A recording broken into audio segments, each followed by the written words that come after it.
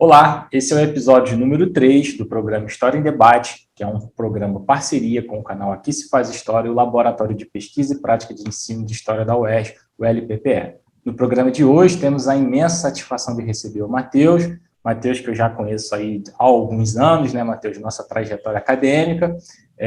um amigo que eu fiz aí ao longo desses anos de doutorado lá na Fiocruz. Hoje ele está aqui um pouquinho para falar um pouco sobre a trajetória dele e, obviamente, também sobre o trabalho e a pesquisa em história. Então, Matheus, fica à vontade. Eu e a Ingrid, que está aqui nos bastidores, nós agradecemos por você ter aceitado esse convite. Então, em primeiro lugar, gostaria que você se apresentasse, falasse sobre a sua formação, trajetória acadêmica e profissional, se for o caso. Muito obrigado e fica à vontade, tá, Matheus? Boa tarde, Bruno, tudo bem? Bom, primeiramente eu agradeço o convite do canal, né, é um prazer estar aqui hoje, revê-lo, né, depois de tanto tempo aí, mesmo que seja nos quadrinhos do Zoom, né, é sempre uma felicidade imensa. Então, eu me chamo Matheus Villani Cordeiro, sou formado em História pela Universidade do Centro-Oeste, né, Estadual do Centro-Oeste, da Unicentro do Paraná, né. Eu sou mestre e doutorando pelo programa de pós-graduação em História das Ciências da Saúde, da Casa de Oswaldo Cruz, né, na Fiocruz. E atualmente, né, eu estou desenvolvendo uma pesquisa que engloba tanto uma análise sobre as representações, né, da Amazônia no pensamento social brasileiro, como também as perspectivas, né, através da ciência, né, enfim, ali que surgiram nessas produções científicas e literárias que foram publicadas entre os anos de 1940 e 1966, né, que é o meu recorte temporal. E também dando um pouco de atenção para esses autores que publicaram diria assim, uma produção escrita sobre a região, e aí a minha pesquisa ainda tem um título provisório, né, agora eu estou no segundo ano, né, então eu estou chamando ela, por enquanto, de Os Intelectuais e os Estudos Amazônicos, Ciência, Saúde e Desenvolvimento na Amazônia, 1940 a 1966, né. Bacana, Matheus, muito bacana, né? Bom, eu queria que você falasse sobre o seu tema, mas inicialmente queria que você contasse para a gente como é que você chegou até ele, se você quiser falar um pouquinho, talvez, do mestrado, né? Já que os trabalhos se conectam, e depois fala um pouquinho também sobre quem são esses intelectuais, né? E o que você busca encontrar ao ler esses trabalhos. Bom, eu acredito, né, Bruno, assim, que o meu interesse na pesquisa, né, hoje, vem lá desde o primeiro ano da graduação, né, que eu tive, assim, um privilégio, eu digo assim, privilégio, porque eu pude pesquisar algo que eu já tinha interesse, que a gente sabe que às vezes a gente chega na graduação, na universidade, a gente quer pesquisar alguma coisa, e nem sempre a gente encontra laboratório, né, ou até mesmo orientadores que estão dispostos, né, a orientar algo que não é da sua linha de pesquisa, né, então eu me vejo como privilegiado, porque eu pude, desde o primeiro ano da graduação, desenvolver né, as ICs, né, iniciações científicas, num tema que eu gostava, cara, que eu me interessava, né. E aí, já nessas iniciações científicas, né, eu pude entrar em contato com o debate sobre os sertões, né, as expedições ao interior do Brasil, ali no início do século XX, né, que na época se chamava Conhecer o Brasil Real, né, em contraposição a essa ideia de um Brasil ali europeizado, né, dos núcleos do Rio de Janeiro, São Paulo e tal, e que nesse período médicos, botânicos, etnógrafos, muitos ali ligados ao Museu Nacional, né, ao próprio Instituto de Patologia Experimental de Manguinhos, né, que depois vai ser o Instituto Oswaldo Cruz, passaram a ter contato, né, com essas regiões que eram ali distantes, né, desses principais núcleos urbanos, né, e foi assim que eu ingressei, né, na pesquisa em história, né, que eu vejo hoje essa trajetória sem muitas rupturas nos temas de pesquisa, né. Então, na minha primeira iniciação científica, eu trabalhei com o Roquete Pinto, né, Edgar Roquete Pinto foi um médico, talvez você com certeza conhece, né, se envolveu muito ali no debate sobre antropologia, né, ele foi antropólogo, obviamente, etnografia, nas discussões sobre eugenia na época, né. Então, foi diretor do Museu Nacional, o Roquete Pinto, assim, fez muita coisa, né, daqueles personagens ali do início do século XX, o cara fez tudo. Pô, ele foi inclusive, um entusiasta das coisas do rádio, né, ele é considerado o pai da radiodifusão, pô, o cara fez um monte de coisa, assim, e aí, inclusive, ele viajou pro sertão, né, pros sertões aí, com uma viagem com o general Rondon, lá em 1912, o Rondon era responsável por aquelas construções lá das linhas telegráficas, né, no norte do Mato Grosso. E aí o Roquete Pinto foi junto lá, cara, foi como antropólogo do Museu Nacional, e depois publicou a obra Rondônia, né, em 1917, que foi a obra que eu analisei, né, eu analisei os estudos de etnografia indígena presentes ali no pensamento do Roquete Pinto, nessa obra Rondônia, que foi publicada em 1917. E aí, depois disso, eu comecei a estudar o Gastão Cruz, né, que foi um outro ali intelectual, um outro personagem do início do século XX, cara, muito interessante, né, mas aí com uma ênfase maior na Amazônia, né. E curioso que eu cheguei no Gastão Cruz por conta dessa, por isso que eu falo, né, é muita conexão, cara, por causa que, assim, eu cheguei no Gastão Cruz por conta dessa minha primeira pesquisa sobre o Roquete Pinto, né, o Roquete Pinto tinha escrito um prefácio, né, escreveu um prefácio ali nas obras, em uma das obras do Gastão Cruz, que eu analisei, a Amazônia que eu vi, né, que é um relato de viagem, né, mas assim, eu já me interessava pela história da Amazônia, né, e coincidentemente essa obra, que é um relato de viagem, ela também surge, igual do Roquete Pinto, por conta de uma participação do Cruz, né, do Gastão Cruz, em uma viagem com Rondon também, só que daí lá em 1928, né, um outro contexto, é um contexto em que que o próprio governo brasileiro estava ali financiando, estimulando, né, um serviço de inspeção de fronteiras, né, então quem ficou responsável por chefiar todo esse serviço, né, que foi feito várias viagens, foram realizadas várias viagens, foi o Rondon, né, que já era conhecidíssimo também, cercanista e tal, e o Gastão Cruz conseguiu participar de uma viagem, né, até a fronteira ali com a Guiana Holandesa, né, a atual Suriname, e eu analisei especificamente essa obra aí na graduação, né,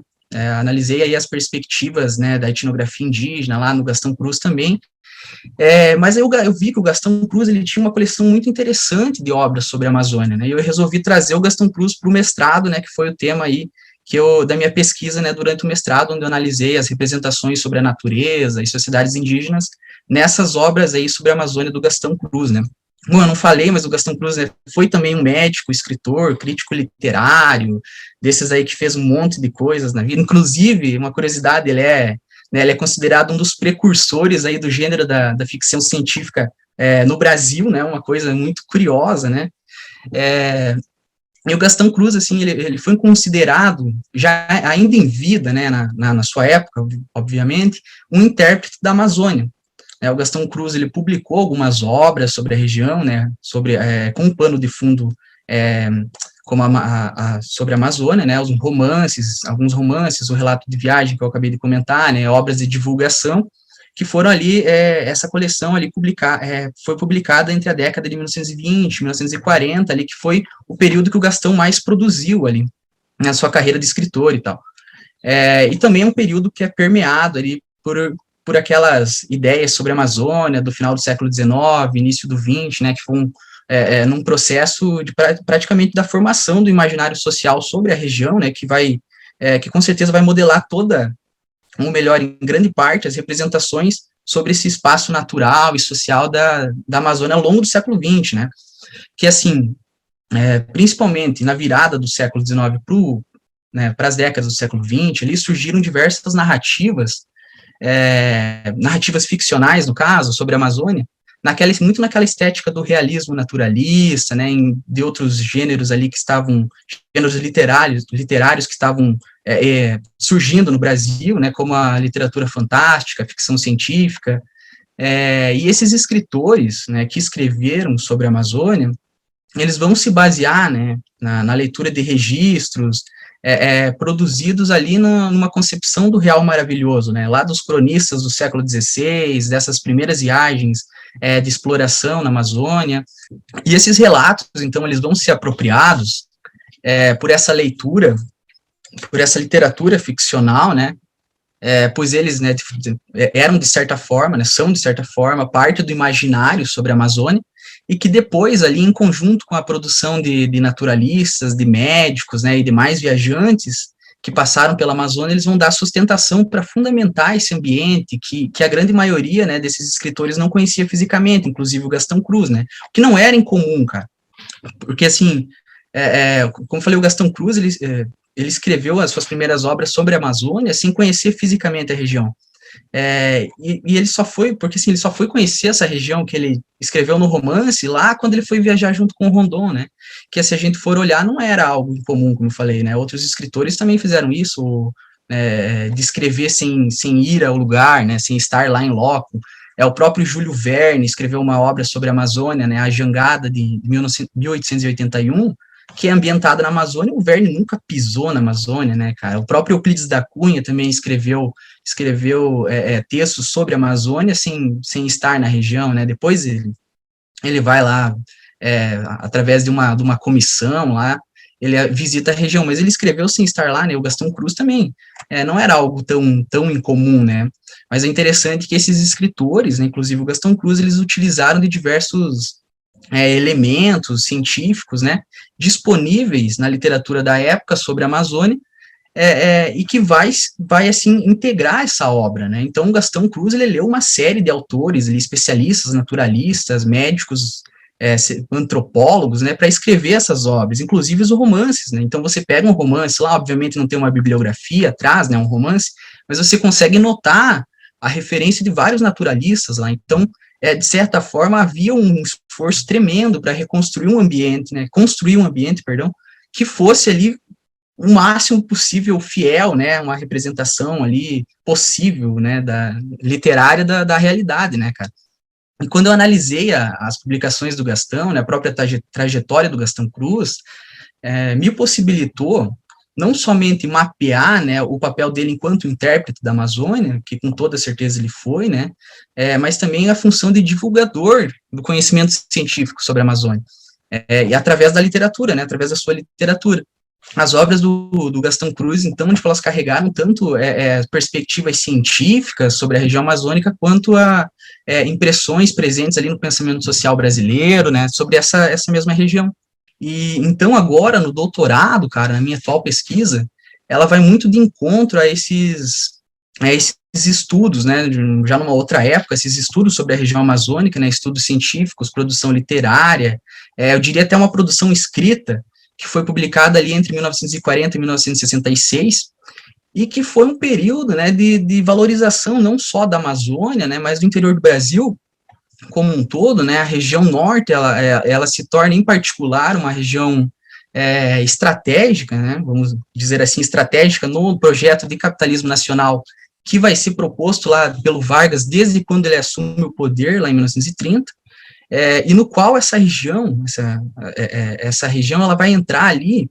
como fornecedora, né, de recursos primários na emergente industrialização do país, né, que esse discurso de que as riquezas naturais estariam lá localizadas no sertão, vai ser muito mobilizado, né, dentro de uma discussão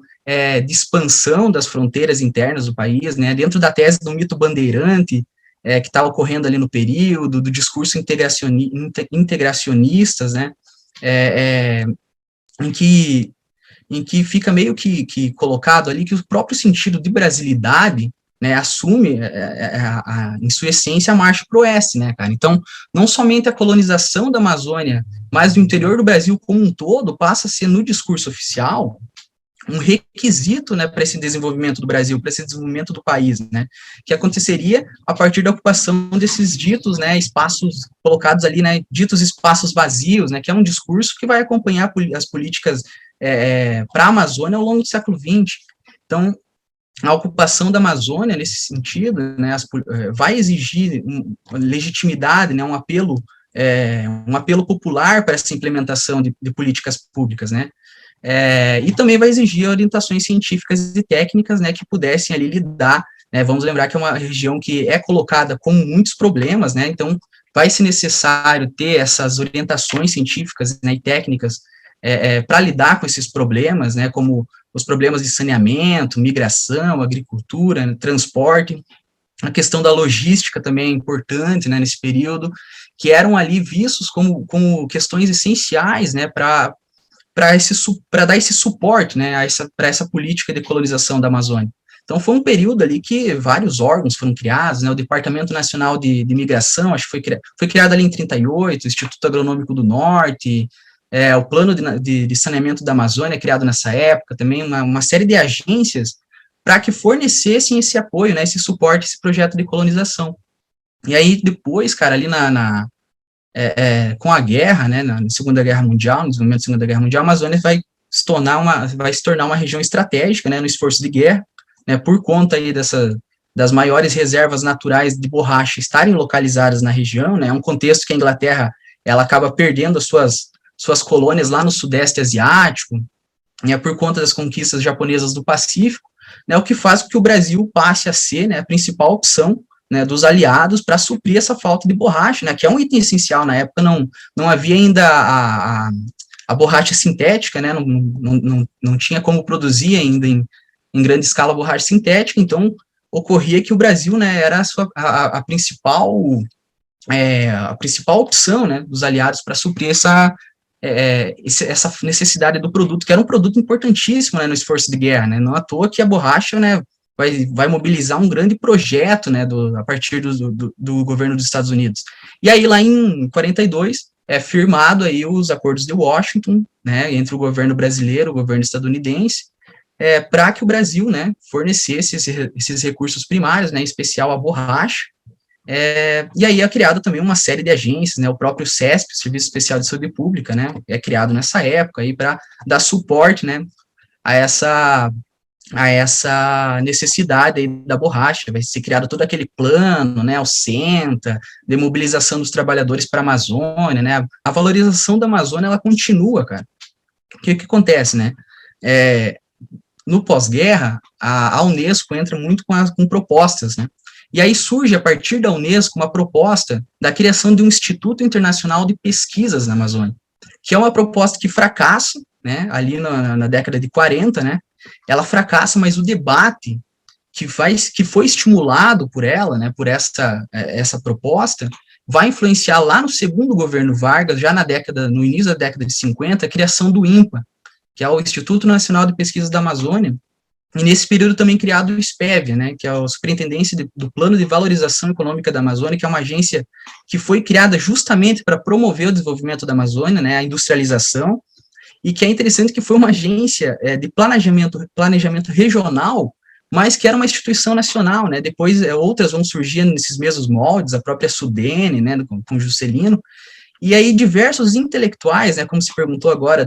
quem eram esses intelectuais, né, diversos intelectuais que foram presentes lá no Estado Novo, eles vão assumir cargos nesses institutos, no segundo governo Vargas, né, o próprio Djalma Batista vai ser diretor do INPA, né, o Arthur César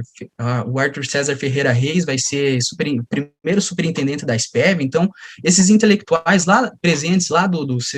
Estado Novo passam a também exercer funções importantes no segundo governo Vargas, né, eles vão ter uma trajetória ali. E porque, assim, lá no Estado Novo, né, como a gente sabe, né, há uma historiografia imensa sobre isso, né, as elites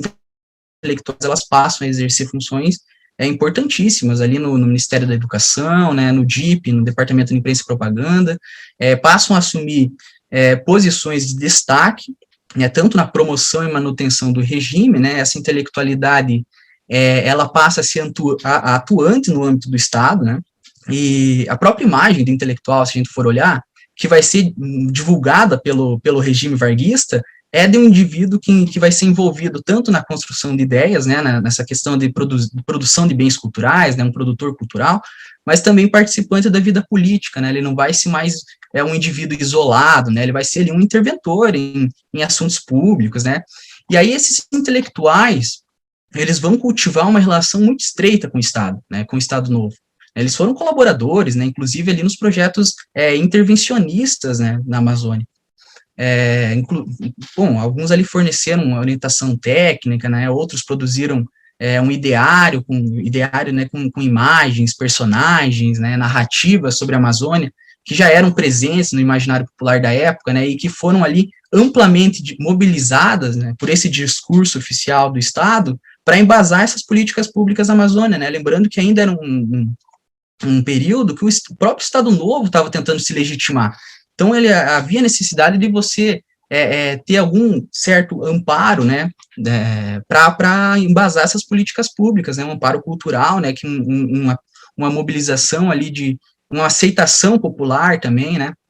Então, esses projetos intervencionistas na Amazônia, eles exigiram a construção de uma nova representação para a região, né, para a Amazônia. Havia necessidade de reformular essa imagem da região, né, enquanto um espaço,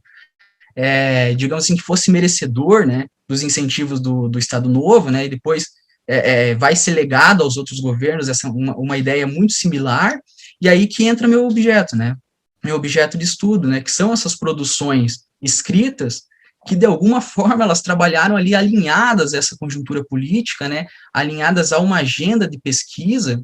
e que surge no Estado Novo. Então, aí passa, então, são esses agentes, né, são essas pessoas que vão, esses indivíduos que vão atender uma demanda do Estado Novo por conhecimento sobre a Amazônia, e que vão passar a publicar tanto perspectivas literárias, né, da região, quanto científicas e técnicas, né, então, que vai gerar, né, uma maior atenção tanto a novas pesquisas e projetos que vão resultar depois lá na criação do INPA, né, da SPEV, lá no segundo governo Vargas. Matheus, excelente. Primeiro, excelente o percurso que você tomou, acho que deu para dar uma ideia aqui, uma noção muito boa, né, da onde você partiu e a conexão com o seu trabalho no mestrado, que tem, obviamente, tanto com o Raquete Fito, mas principalmente, e eu lembro disso, né, com o Gastão Cruz. Bom, aqui no nosso canal, nosso conjunto vastíssimo de inscritos, nós temos alguns inscritos que compõem ali um grupo de leigos, né, que não conhece a fundo nem a história do país, muito menos as pesquisas históricas, assim, né? E aí pode chamar um pouco de atenção, e aí eu até gostaria de frisar um pouco disso antes de passar para a segunda pergunta, que realmente causa uma certa estranheza, né? Porque a gente está falando década de 1910, 20, 30, 40, e o Brasil ainda está fazendo expedições para conhecer o próprio território nacional. E talvez outro ponto que causaria uma certa estranheza para quem está ouvindo isso pela primeira vez, né? Nem é o meu caso, né? Por conta da disciplina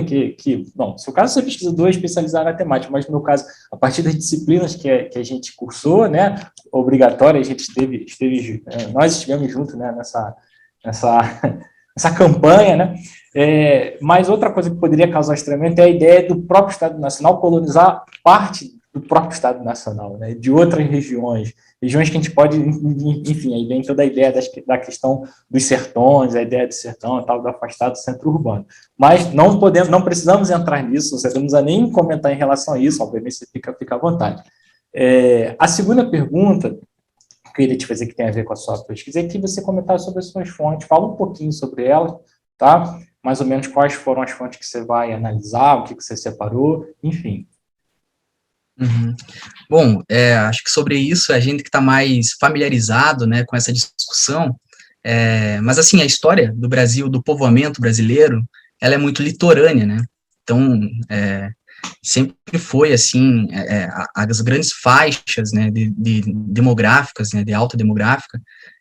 foram litorâneas, e assim, há uma necessidade, no início do século XX, começa um discurso muito integracionista, né, vamos integrar ali essas regiões afastadas, né, o sertanejo abandonado, e assim, a literatura passa a defender essa visão integracionista, o próprio Euclides da Cunha. E aí isso vai se intensificando, né, e chegamos lá na década de 40, 30, com o Vargas, com um discurso muito forte sobre quase que, eu diria assim, um imperialismo interno, né, nós temos que colonizar, né, o interior do Brasil, porque é um interior que nem nós conhecemos, inclusive, eu estava falando da geografia aqui, na década de 30, são fundados ali o Conselho Nacional de Geografia, né, o próprio IBGE, né, antes você tinha tipo um departamento de estatística, né, que não era assim tudo, não fazia ali um trabalho integrado, né, por isso é fundado o IBGE, e é uma necessidade de conhecimento geográfico do país, né, de conhecer o seu próprio território, né. Então, não somente por questão de garantir, né, das fronteiras, né, mas a própria questão do desenvolvimento do país, né. Então, você tem o mito que eu falei ali, o mito bandeirante, lá do Cassiano Ricardo, né, que assim, o Estado Novo legou as características bandeirantes lá, que é o bandeirante que leva, né, essa ideia de que o bandeirante que leva a essência da brasilidade ao interior do país, né, tipo, uma ideia muito, assim, heróica, né, não sei como eu falaria, talvez um espectro, né, do bandeirante aí no Estado Novo. Mas, assim, em relação às minhas fontes, né, as principais fontes da pesquisa, ainda são as revistas, né, em especial a Cultura Política e a Revista Brasileira de Geografia. Também são produções que foram publicadas ali em livros na época, né, por diversos autores, mas em especial as produções publicadas pela editora da Espévia, né, que a Espévia, enquanto é uma agência, ela estimulou e financiou diversas publicações, né, a partir de uma editora própria. Mas aí, no momento agora, eu ainda estou trabalhando com as revistas, né, é um número bastante grande de revistas, né, de números de revistas. A Cultura Política, ela foi uma revista ali do Departamento de Imprensa e Propaganda, né, do Estado Novo, transmitiu, né, essas ideias presentes no projeto cultural ali, ideológico do Estado Novo, né, doutrinário também, né, do Estado Novista. E a Revista Brasileira de Geografia, né, é uma revista que foi fundada em 39, né, o período, como eu falei, que diversos órgãos, assim, desse conhecimento geográfico aí que a gente tem hoje, o IBGE, o Conselho Nacional de Geografia, foram fundados, né, a Revista Brasileira de Geografia, ela faz parte do IBGE, né, ela é fundada pelo Conselho Nacional de Geografia, que faz parte do IBGE, mas é um período, cara, que essa revista, ela é fundada justamente, né, como eu falei, dessa questão do conhecimento territorial, né, da falta de conhecimento territorial e geográfico do interior do Brasil. E aí também, né, nesse primeiro momento, a revista ela vai ser inscrita no DIP, ela surge ali dentro do Estado Novo, ela vai ser inscrita no DIP, assim como toda a imprensa autorizada, né, lembramos que foi um período de censura, né, censura e orientação do que você podia escrever, né, a partir do DIP. E, por enquanto, as minhas principais fontes são essas revistas, e tem outras também, né, mas com menor ênfase, assim, mas são diversas fontes, né, a gente tem que citar as principais, aqui também tem arquivos, né, própria relatórios do Ministério da Agricultura, uma série aí de fontes auxiliares, né, Bruno? Bom, Matheus, a gente está chegando aqui ao final da nossa entrevista. Como momento final mesmo, eu queria que você falasse, né, na sua opinião, qual é a relevância de estar estudando e explorando o seu tema, e também fica à vontade aí para, não sei, divulgar alguma publicação recente que você tenha se envolvido, projeto, livro, ou nesse momento nada, e o seu orientador é o Rômulo, né? Imagino, né? Sim, Rômulo de Paulo Andrade. Ah, certo. Então, fica à vontade, Matheus. Cara, assim, a importância, né, qual a importância de estudar a Amazônia? Eu sempre tenho me feito essa pergunta, né, assim, até pela questão da relevância social, que muito se fala na pesquisa em história, né, tipo, quando a gente vai em alguns eventos aí. Então, mas assim, eu acredito, cara, que a relevância de se estudar a formação dessas imagens e interpretações sobre a Amazônia no pensamento social brasileiro, assim como, né, as diferentes formas que a região ela foi sendo enquadrada na história pelo Estado brasileiro, diz muito a questões, né, do nosso presente, cara. Uma das coisas que eu fico pensando, assim, é que a Amazônia, hoje em dia, ela é uma região, né, inegavelmente estratégica internacionalmente por uma série de fatores aí, né, especialmente a questão da biodiversidade, né, a importância ali pela questão climática, né, ambiental, a própria preservação dos povos originários, né, dos costumes de vida tradicional da população, mas essa valorização, cara, é ainda um processo em desenvolvimento, né, em disputa, eu digo, e que passa ainda por diversos pontos de vista, né, e que tem uma ligação direta em como essa região foi sendo observada e interpretada ao longo do século XX, né, agora século XXI, né, então a importância de se estudar esse processo, para mim, se dá justamente de que as compreensões, né, essas imagens que até hoje a gente tem da região amazônica, muitas têm origem lá nesses períodos, né, na década de 40, 50, no início do século XX, a própria definição do que a gente chama hoje de Amazônia Legal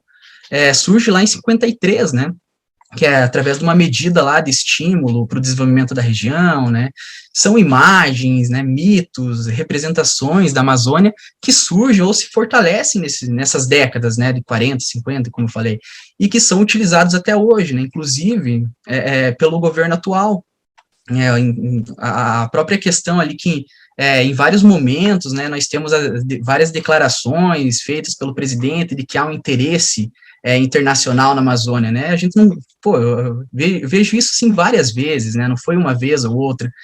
e que há um interesse pela Amazônia, ali, especialmente dessas potências europeias, né? Pelos Estados Unidos agora, e que ameaça diretamente a soberania brasileira na região, sabe? É um papo assim, um discurso que foi extremamente utilizado na ditadura militar, né? Tinha até um slogan lá, ocupar para não entregar, né? Você sabe muito bem,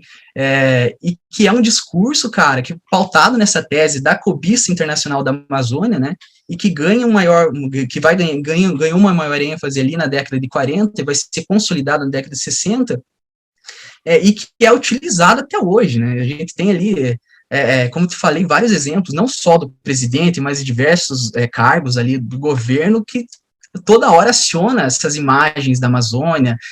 de vazio demográfico, sabe, que não tem ninguém, a própria questão de que a Amazônia, ela não pode terminar, né, ela tem recursos infinitos, né, essas ideias, assim, são até hoje muito acionadas, cara, a própria questão do modelo de desenvolvimento para a região, modelo de exploração hoje, eu acho que é importante entender esses enquadramentos em que a região amazônica ela foi submetida ao longo da história, né, tanto em prol ali desses modelos de desenvolvimento, como eu falei, né, das políticas territoriais, né, projetos intervencionistas, pois explica muito as atuais condições socioeconômicas da região hoje, né, e como ela é vista ainda, tanto pelos governantes, como por pessoas que são de fora da região, né. Então, acredito que essa é a questão mais relevante do trabalho, assim, que pode contribuir numa futura, um futuro pensamento aí sobre a Amazônia, Bruno. Ah, que legal, Matheus. Eu fiquei lembrando dessas construções, da parte do governo atual, eu lembrei logo do Leonardo DiCaprio, as ONGs, e toda essa Verdade, paranoia criada. O Incrível, Leonardo realmente. DiCaprio, o cara vai ocupar a Amazônia, cara. Exatamente, todas essas paranoias. São esses tipos de discurso, né, que são acionados até hoje, cara. Né? Mas é um legado que o governo atual faz da ditadura militar, né? Que é muito essa ideia pautada na soberania da Amazônia, soberania brasileira da Amazônia, uma ameaça, entende? Então, e isso é utilizado hoje em dia, né, com muita pauta de distribuir terra, né, grilagem, outros tipos aí de intervenções não legais, né. Exatamente, exploração do solo e que acaba, enfim, as consequências péssimas para o meio ambiente, né? Matheus. Mineração, né? Exatamente. Matheus, muito obrigado aqui pela entrevista. Foi excelente o papo que a gente teve aqui. A apresentação foi extremamente rica, né? Rica em dados e, ao mesmo tempo, foi bastante didática, né? Então, foi um prazer imenso, né? Eu e a Ingrid aqui, a gente agradece muito você ter aceitado e ter se disponibilizado o seu tempo aí ao longo da nossa pesquisa, que a gente sabe como para vir falar um pouco, né? Para vulgarizar o conhecimento. Destaque final, Matheus, quer falar alguma coisa para terminar mesmo e fechar? Pô, eu que agradeço, Bruno, fico, assim, lisonjeado, cara, de ter participado, assim, para mim, acho que é muito interessante fazer essa divulgação que a gente faz tão pouco, na verdade, né, geralmente a gente fica preso a eventos, vai lá, faz alguma fala, volta e tal, muito difícil a gente vulgarizar, né, e hoje, com a internet, de certa forma, é muito fácil, né, você vulgarizar esse conhecimento, né, então, eu acho que a sua iniciativa com o canal Aqui Se Faz História é uma iniciativa excelente, né, então, eu parabenizo você, o laboratório, aí, por essa iniciativa, eu acho interessante que tenha um futuro brilhante aí essa proposta de vocês aí. Eu que agradeço, né, pelo convite novamente, e fico aí à disposição de, talvez no futuro, né, uma nova participação aí no canal. Com certeza, tá? As portas estão abertas aqui, e eu e a Ingrid, né? A gente agradece bastante. Bom, se vocês gostaram dessa, de tantas outras entrevistas que tem aqui no canal, peço para que vocês curtam, compartilhem, se quiser fazer o comentário, mas passe adiante. Lembrando que os vídeos vão sempre ao ar de forma conjunta, tanto aqui no canal Aqui Se Faz História, quanto também no canal do LPPE. Então, a gente fica por aqui e até a próxima. Muito obrigado, tá, Matheus? Um abraço.